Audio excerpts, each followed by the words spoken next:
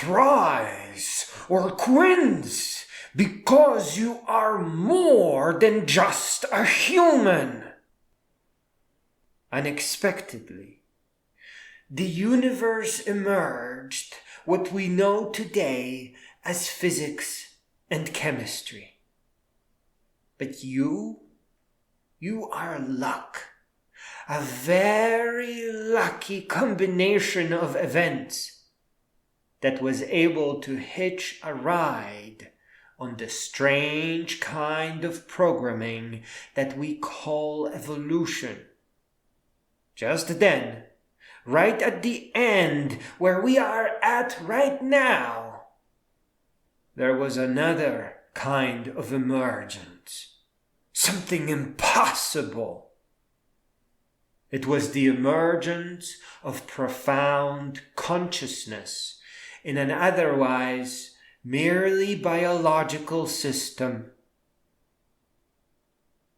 First physics and chemistry, then biology, and then something so much more: consciousness. I don't think the word luck does justice here, but that is exactly what it is. Luck. And not accident, but chance. Before thinking of yourself as human, understand that you are first a creature of the universe, a consciousness that emerged out of a biological system. The reason that you think that this is way too much luck is because you don't know how many ongoing permutations there are, and you certainly could never ever imagine the number of failures.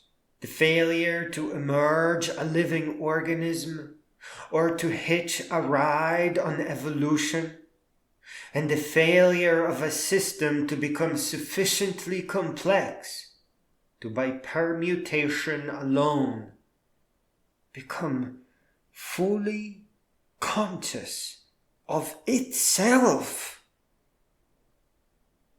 To think of yourself as only human is not only wrong, but it is unfair. You are a cosmic entity, an unbelievably lucky cosmic entity.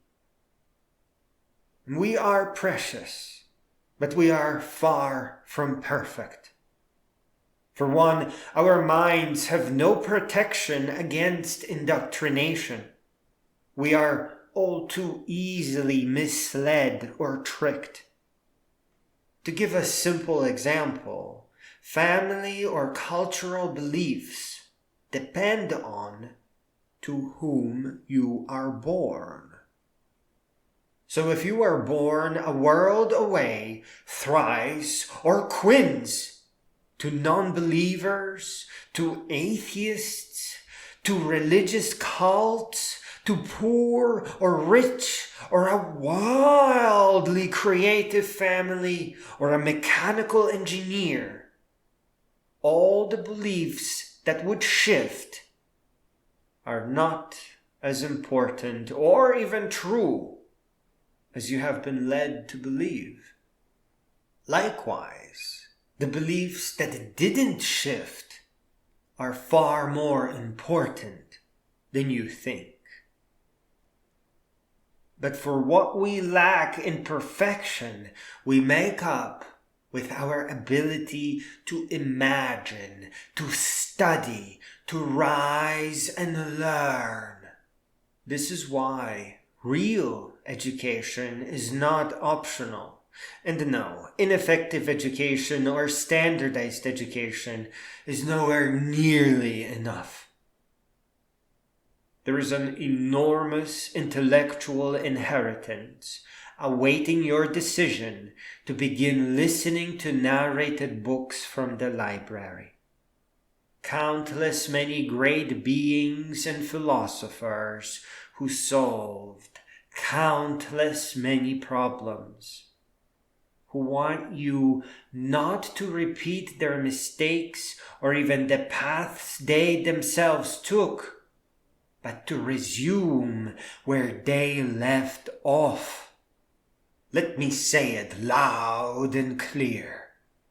You don't know enough to blindly run headfirst into unexamined life. You don't know how long life even is. You don't know who and what you are. And you are not sure what existence is even for. And you certainly have no grasp how fleeting time is. What if you were to find out that waiting for Wednesday to make the week pass by will do you better and deliver you directly into the final day of your life? Will the elder you be happy that you have a career, or worried that they might not have ever lived at all? They might have lived the life of the human, with all the diplomas up on their walls. But what of the life of the emergent cosmic entity that wants to explore nature and seek out all the wisdom in the world? We are more than just human. We are an impossible and unbelievable consciousness who, in all eternity of time, is only going to exist once. One chance. One time. Once.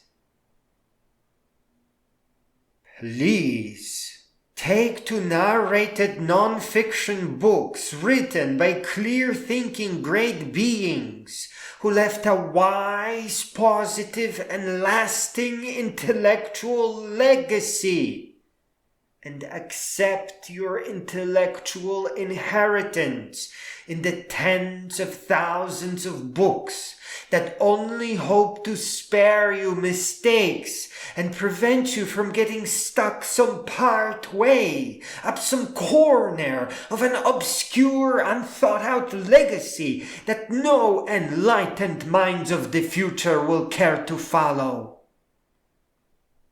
Please read the books that want to help you grow all the way up and become a great being, so that others may start where you will eventually leave off. You are more than a human. You must rise above the common levels of life, so that not until time comes to pass, you realize that you have never really lived at all.